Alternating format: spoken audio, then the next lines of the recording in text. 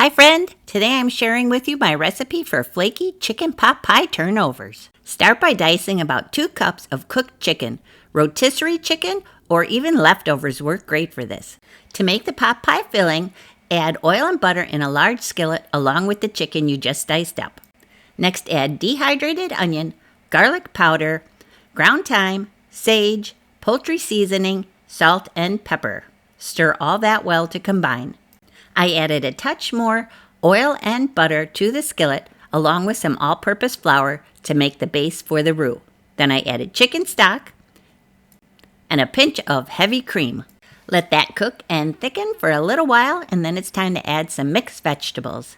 Set all that aside and it's time to prepare the pastry.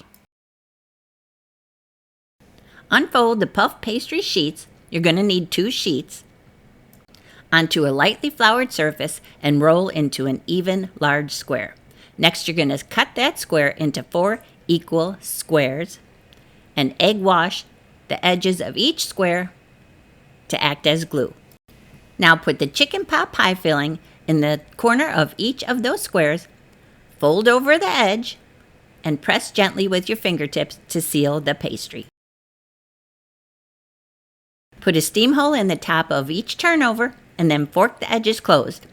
Brush each turnover liberally with egg wash and then sprinkle with a final addition of Parmesan cheese. Yum, don't they look delicious? Golden brown and flaky. Thanks for watching. It's time to eat.